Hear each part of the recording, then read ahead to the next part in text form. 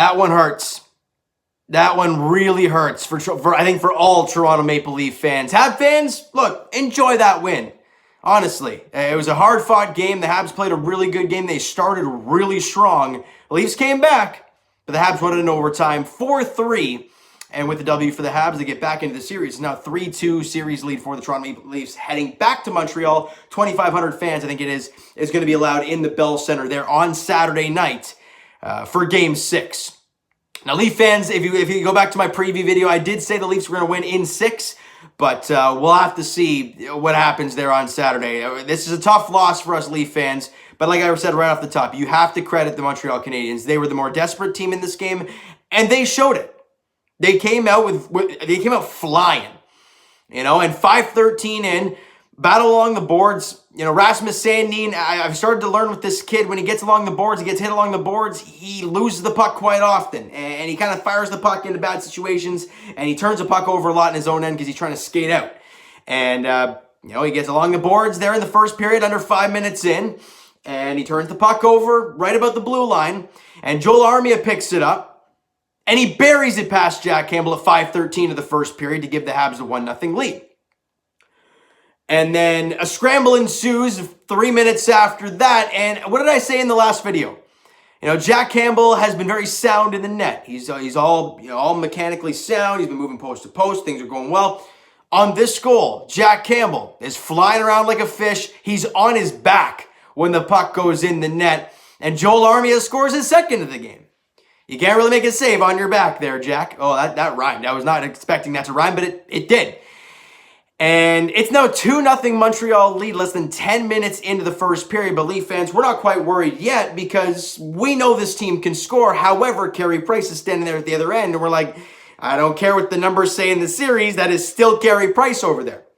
Then in the second period, behind the Leafs net, Rasmus Sandin, again, has the puck, gets hit along the boards, turns the puck over, puck gets in front. You maybe want Jack Campbell to freeze that, and he couldn't find it, and Kotkaniemi buries it, making it a 3-0 game less than 5 minutes into the second period. And through the first 25 minutes of this game, the Leafs are down 3-0. Not what Leaf fans expected. However, you knew the Habs were going to come back with a push after the 4-0 skunking there in Montreal. And really their backs being against the wall today, you expected them to come back out flying today, and they did.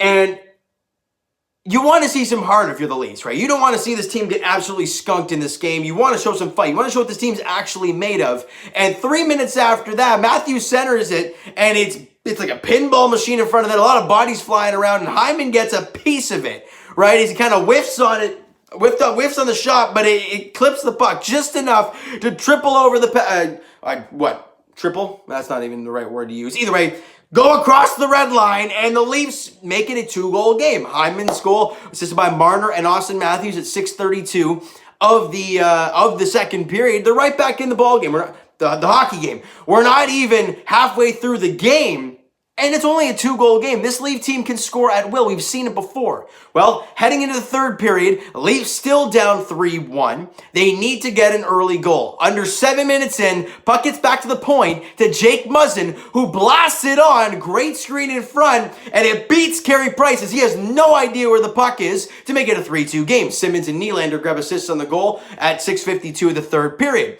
All right, 5 minutes after that, Alex Galchenyuk along the sideboards. It was a low shot he was going for, but Muzzin, as he's streaking right to the net on the rush, he gets a piece of it and it goes 5-hole on Carey Price as the Leafs tie it at 3 midway through the third period. The Leafs have countless opportunities down the stretch, after chance, after chance, after chance, but they can't beat Carey Price. That guy made about, 10 massive saves throughout the entirety of this game, and we all had this feeling that Carey Price was going to have this one game where he stood out and was like, that's Carey Price. Now, game one, obviously, he only had the 1 goal, so statistically, you could say that game was it, but if I'm looking at the quality of opportunities, this game was it for Carey Price. He made some massive saves in this game early on and late in this game to keep it tied, and it goes into overtime, and under a minute into the period, Bogosian pinches to keep the puck in, and that's fine. Galchenyuk takes his place at the point, and he gets the puck back at the point, but he tries to go I guess I would say D to D, but he's a forward. But he tries to go across the ice to the D-man. Instead, it gets picked off by Caulfield. And Caulfield and Suzuki come down on a 2-on-0. Tic-tac-toe into the back of the net. You can't fault Jack Campbell on that. A terrible pass from Alex Galchenyuk. And Habs fans were losing their mind in the last game because Galchenyuk had a 3-point night and he assisted on the game-tying goal in the third period. But he coughed it up there in overtime as the Montreal Canadiens won the game 4-3. And the series is now 3-2. I'm not going to sit here and blame officials because there's no reason to. The officials did not win this game. They did not lose this game. Both teams had one power play. Both teams didn't score on the power play. Special teams were irrelevant in this game. Shots on goal at 35-30. I think it was in favor of the Toronto Maple Leafs. We had the onslaught in the third period like Montreal's been doing over the last 2 games. But this time we came back and tied it. It's unfortunate, though, that you come back, you tie it, and you lose it in overtime just a minute in. That's what really hurts. 4 goals on 30 shots for Jack Campbell. But again, those goals were not Jack Campbell-esque as of late. And the great thing about Jack Campbell, we've seen all year long, when he does lose a game, he bounces back with a really good performance. And more or less the Leafs do that overall. So I'm not overly worried about this, but being a Toronto Maple Leafs fan, you are always going to worry. Coming in today's game, right? I'm at work, I'm thinking to myself, I'm like, if the Habs win tonight, we go back to Montreal with 2,500 fans in the stands. You lose that, it's Game 7, oh my God, right? We have a 3-1 lead, and I'm thinking that mindset. That is the mentality of a Toronto Maple Leafs fan. Now the Leafs do lose tonight, great. And now we go back to Montreal with 2,500 Hab fans in the stands. Now, how much is that actually going to factor in? I don't know. 2,500 fans, how much can you fill in the Bell Center? I don't know. I don't know how much of an impact that's actually going to make. But for Hab fans, congratulations. You get to see a live hockey game for the 2,500 who actually get to go to that game. Now, key players in today's game, Jake Muzzin and Willie Nylander. Muzzin had 2 goals. Willie Nylander stays red hot in the first round of the playoffs. 2 more assists for him in the game today. And 2 guys that I'm calling out from the Toronto Maple Leafs going into Saturday's game in Montreal at the Bell Center. Austin Matthews and Mitch Marner. Well, they had assists today, James. Oh, I understand that. But Austin Matthews, your Rocket Richard Trophy winner, who won it by a landslide, and he's facing the Montreal Canadiens, a team who has scored the most against in his entire career, other than any other team. Ideally, he played the Habs more than most teams, but either way, take that in. A lot of goals have been scored against Montreal in his career. Mitch Marner hasn't been the greatest in this series, I gotta say. Austin Matthews has 1 goal in this series. With the assist today, that's just 1 point in 3 games. And you won the other 2. And he didn't get any points in that game. I'm not saying, look, Montreal's probably doing a pretty good job containing him. But if you're the Rocket Richard Trophy winner, if you're Austin Matthews, one of the best goal scorers in this league, you got to show up in the playoffs. You got to show it in the big moments. And that big moment is Saturday night at the Bell Center. So that's my thought. Another thought that I'm going to go into tomorrow into Saturday's game. Leaf fans, do not expect Rasmus Sandin to be in that lineup. Expect Travis Dermott to draw back in. Well, why do you say that? Well, at one point after that second goal that he caused, that turnover, that third goal by Kotkaniemi, they sat him. And they played with 5 deep for a bit. The reason I know that, you saw Bogosian with Muzzin at one point. Tells you right there that Rasmus Sandin wasn't playing there.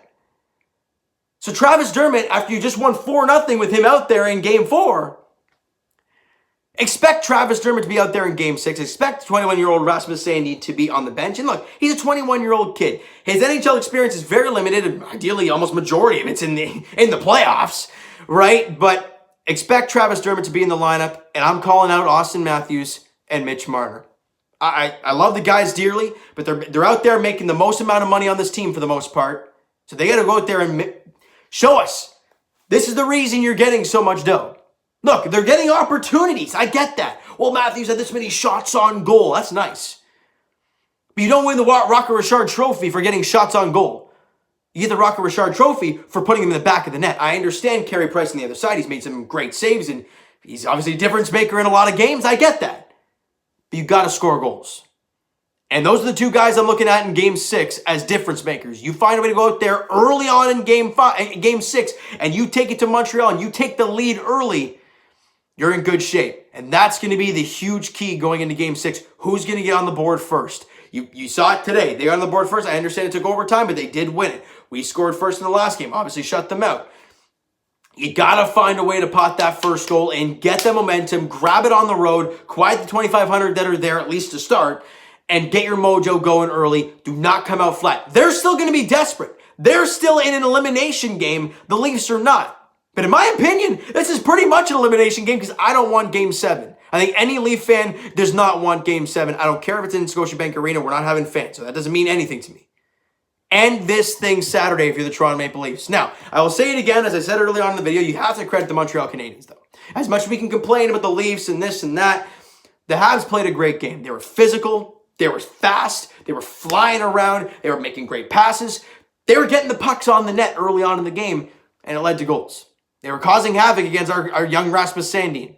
But that can't happen in Game 6. I doubt he'll play. All right, so you know what, guys? That is going to do it for this one. If you enjoyed the video, and if you're a Leaf fan and didn't enjoy the game today, but if you're a Habs fan and you loved the game today, smack that like button. Do appreciate that. Hit the subscribe button if you guys have not already. Comment down below your thoughts on the video, your thoughts on the game. What'd you like, what'd you not like from today's game for the Leafs? All right. Twitter is down below for myself. Follow up, send me a DM, do all that great stuff. The Instagram link is down below, so follow up there if you have not done so already. And I will talk to you guys, Jays Edition, very shortly, as they had a doubleheader today. We'll talk about both games that happened today for the Toronto Blue Jays. They won one and lost one. We'll talk about that. And as for the Toronto Maple Leafs, they look to end this damn series and not let us stress out more and more. Do you expect the Habs to score 4 goals in the next game? I don't. But it's the Leafs in the playoffs. They will always plant that seed of doubt in my mind. Always. So I just hope and pray that the next time I talk to you guys, Leafs Edition, we're talking about a Series W and moving on to round 2. I am hoping and praying that happens on Saturday night at the Bell Center. All right? So thank you guys so much for listening and watching. Hope you enjoyed the video. We'll talk to you guys then.